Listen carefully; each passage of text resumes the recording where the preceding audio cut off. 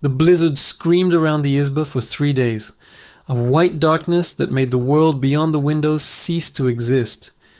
Inside, the silence was heavier. Dmitri watched Anatoly with the focused intensity of a wolf on a trail, but a demonstration of power, a quiet reminder that he understood the bones of their home better than they did. The storm broke on the 4th morning, revealing a world scoured clean and rearranged by the wind. Drifts reached the roof eaves, and the familiar landscape was an alien, sculpted plain. The silence Anatoly left behind was a physical weight, thicker and more menacing than the storm's roar. Dmitri stood clutching the empty tin cup, the truth a cold stone in his gut. He had protected his family from a phantom threat, and in doing so, had likely sent a man to his death. But as the moon rose, casting skeletal shadows through the ice fog, a different, more primal fear began to stalk the edges of the homestead, one that had followed the scent of weakness from the deep taiga. Part 3. The Price of Warmth. Kylan was the first to hear it, a low, guttural, crunching sound from the direction of the livestock shed. Not the wind, something moving, something big. He peered through the frost-lace window, his heart hammering against his ribs. The moon illuminated a massive, shadowy form worrying the shed's main door, the one Dmitri had failed to open. It was a Rosomaka, a wolverine, but not just any. It was a giant, scarred male, its fur matted and its eyes reflecting a pinprick of feral intelligence. This was the beast of legend, the destroyer of caches, the creature that could take down a sickened reindeer. Dmitri saw it too and grabbed his rifle, but as he threw open the main door, the cold hit him like a physical blow, and the wolverine, with a final, splintering crack, vanished into the night. The damage was done. It had torn away the iced latch, leaving a gaping hole into the shed where their single cow, their lifeline for milk and emergency meat, was kept.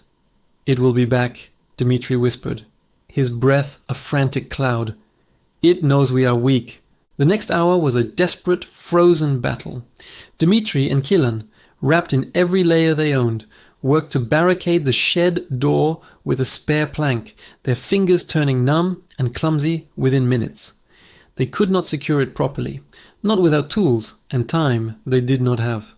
They were trying to build a dam against a flood of teeth and claws. Every rustle from the dark forest felt like the wolverine's return.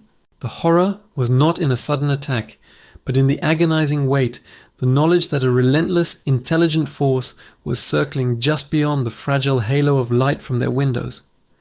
Back inside, Lena's fever had spiked again. Without Anatoly's steady hand and knowledge of the Sheremisa dosage, the tea Dmitri prepared was too weak. The ghost in the snow was winning. Babushka Anya coughed, a wet, terrible sound. The Izba was no longer a sanctuary. It was a trap, besieged from without by a physical predator and from within by an invisible one.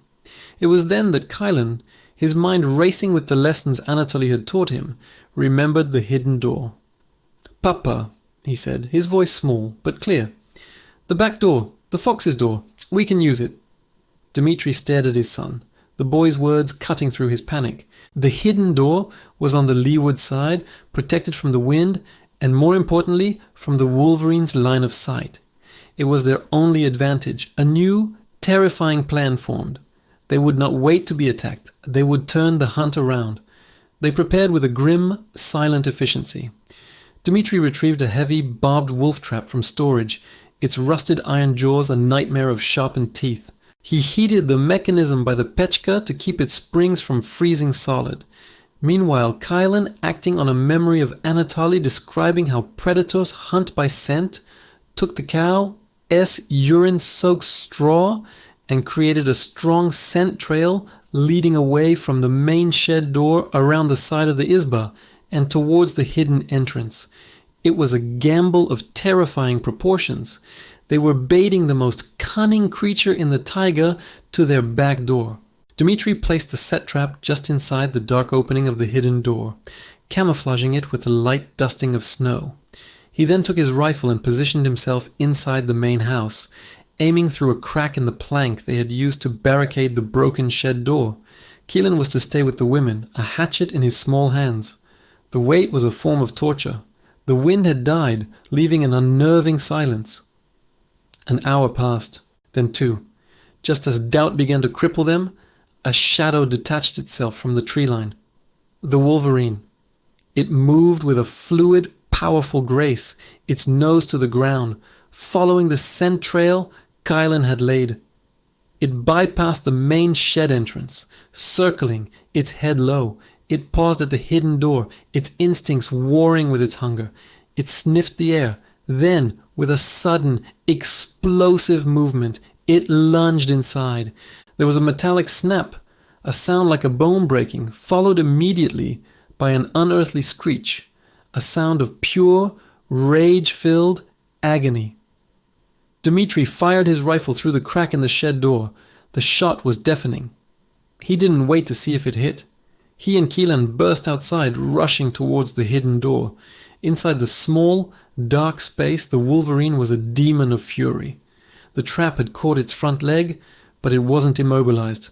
It thrashed, snarling, its eyes burning with hate, dragging the heavy trap behind it. Dmitri, his face a mask of terror and resolve, raised his rifle for a point-blank shot. A shadow fell over them. Do not waste the bullet. Anatoly stood there. He was caked in ice, his face a mask of frost. But he was alive. In his hands he held not an axe, but a long, sharpened stake of hardened larch, a pike. He moved past the stunned Dmitri and Keelan, as if they weren't there. His movements were not frantic, but horribly precise. He did not look the wolverine in the eyes. He watched its shoulders. As the beast lunged again, Anatoly sidestepped and drove the pike down, not at the body, but pinning the trapped leg to the frozen ground. The wolverine screamed, its movement suddenly anchored. Before it could twist free, Anatoly took Dmitri's axe from his belt and in one fluid, brutal arc, ended the struggle. The silence returned, now thick with the smell of blood and sweat. Anatoly looked at Dmitri, his pale eyes exhausted. The price of warmth is vigilance, and sometimes blood. He gestured to the dead wolverine. The pelt is thick. It will make a good coat for the boy. The meat is strong, but it will keep you alive. He had not come back for thanks or for shelter. He had come back because he had heard the shot, the scream of the animal, and knew the price of his lessons. He had finished what they started. Dmitri could only nod, the last of his suspicion crumbling into a humbled, awestruck gratitude.